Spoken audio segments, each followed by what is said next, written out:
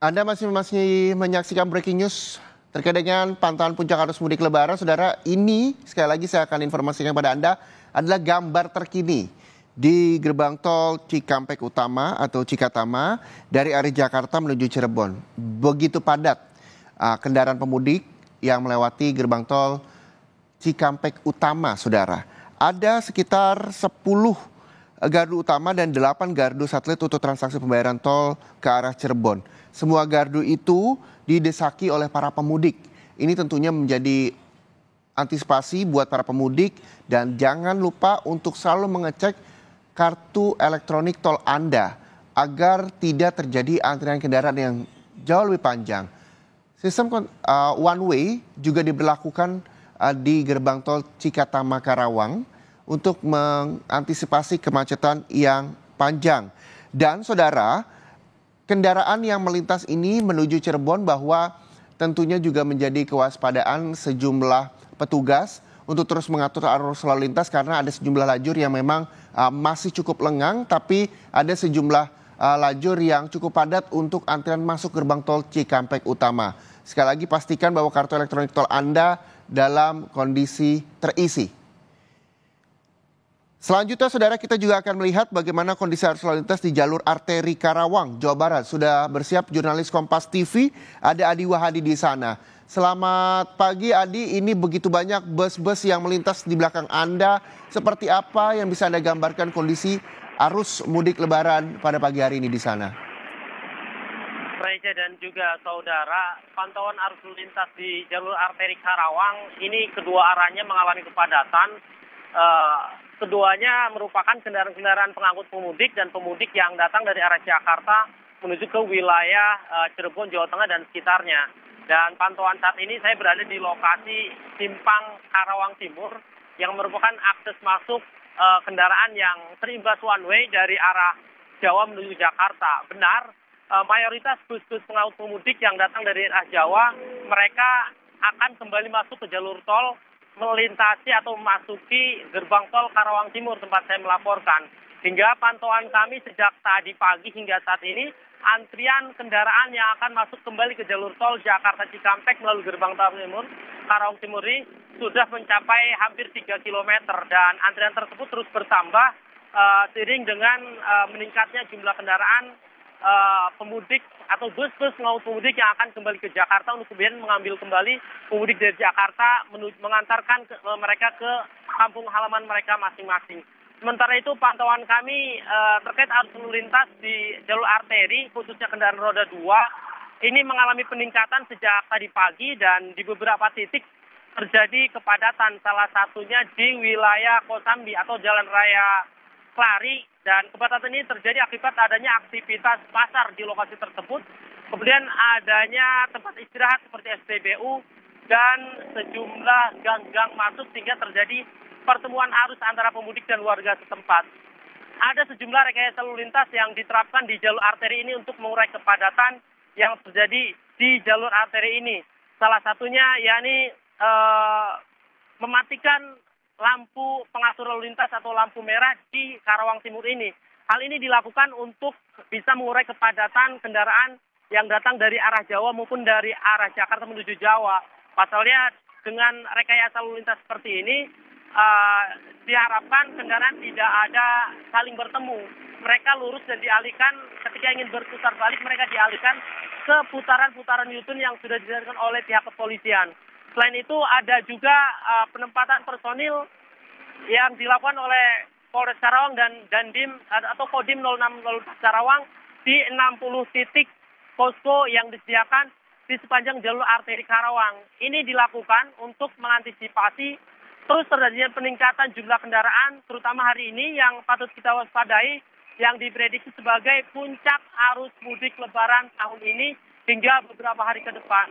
Dan pantauan saya saat ini, arus lalu lintas di beberapa titik memang terpantau cukup lancar. Namun demikian ada titik lainnya yang juga diwaspadai oleh para pemudik. Ini yang seperti saya sebutkan tadi ada wilayah Kosambi, kemudian satu lagi wilayah Simpang Jomin juga imbas dari one way ini kendaraan-kendaraan banyak yang menggunakan jalur arteri sehingga terjadi pertemuan arus di Simpang Jomin hingga terjadi kepadatan arus lalu lintas. Reza. Iya, Adi, bisa Anda gambarkan bagaimana kondisi geografis di sana? Apakah ada perhatian bagi para pemudik yang akan melintasi jalur arteri Karawang untuk menghindari wilayah-wilayah tertentu? Misalnya ada kondisi tanjakan yang tentunya juga membahayakan bagi bus misalnya atau mobil-mobil dengan volume besar atau seperti apa, Adi?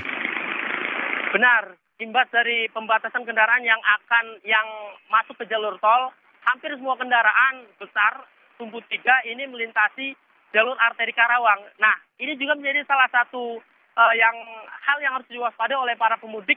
Kemudian pengendara lainnya, pasalnya akibat dari pembatasan kendaraan tumbuh 3 yang dilarang masuk tol, mereka tumpah ruah ke jalur arteri Karawang. Dan ini juga menjadi salah satu faktor yang harus diwaspadai oleh para pemudik agar kemudian bisa berhati-hati. Ada beberapa titik memang jalur bisa cepat, kemudian bisa juga lambat. Ada beberapa titik lainnya juga bisa perlu diwaspadai karena antisipasi kecelakaan, karena kondisi infrastruktur jalan, seperti kondisi jalan yang licin atau jalan-jalan yang berkelok demikian. Kemudian juga ada hal lainnya, yaitu pertemuan arus lalu lintas yang diprediksi menjadi titik lokasi kemacetan.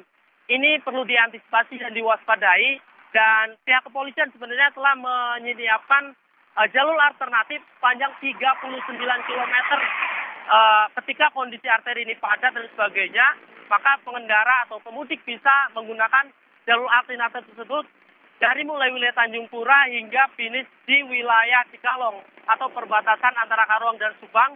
Dan di sanalah ada pertemuan kembali antara kendaraan yang dari jalur alternatif dan jalur arteri. Terjadi kepadatan di sana, namun tidak usah khawatir, ada sejumlah personil kepolisian juga standby di sana untuk bisa mengatur arus lintas agar kemudian kepadatan atau kemacetan yang berpotensi terjadi bisa diurai oleh pihak kepolisian.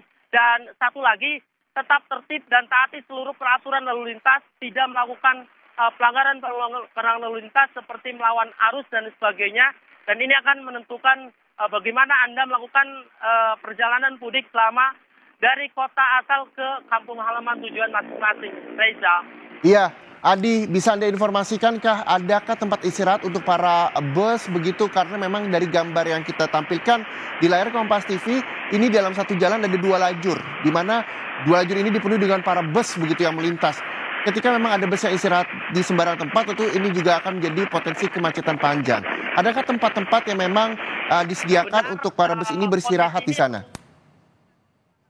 Sopir bus di sepanjang jalur Pantura dari wilayah Cirebon hingga wilayah Kabupaten Karawang ini ada banyak tempat istirahat yang bisa dimanfaatkan oleh sopir-sopir bus untuk melakukan istirahat sejenak setelah melakukan perjalanan cukup panjang, dan tentunya kepadatan dan kemacetan yang mereka hadapi. Oleh karena itu bisa dimanfaatkan sejumlah titik rest area atau tempat-tempat makan yang menyediakan lapangan terbuka. Namun untuk wilayah di Kabupaten Karawang ini cukup minim untuk area peristirahatan bus-bus atau kendaraan besar lebih dari sumbu 3 untuk melakukan istirahat. Dan saran dan masukan kepada sopir bus maupun pengguna kendaraan berat lainnya untuk bisa memanfaatkan tempat-tempat istirahat yang cukup luas seperti di wilayah jalur Pantura, mulai dari wilayah perbatasan Jatisari hingga wilayah Simpang Jomin. Di sana banyak tempat yang cukup luas disediakan untuk para sopir bus untuk beristirahat. Istirahat ini sangat penting mengingat konsentrasi dalam mengemudi ini cukup dibutuhkan. Dengan kondisi jalan cukup padat, kemudian panjangnya perjalanan, serta masih jauhnya jarak yang harus ditempuh, istirahat adalah salah satu solusi bagaimana kemudian melakukan perjalanan ini dengan aman, nyaman, tentunya sehat, selamat sampai tujuan. Reza. Baik, terima kasih. Jurnalis Kompas TV Adi Wahdi melaporkan langsung dari jalur arteri Karawang, Jawa Barat.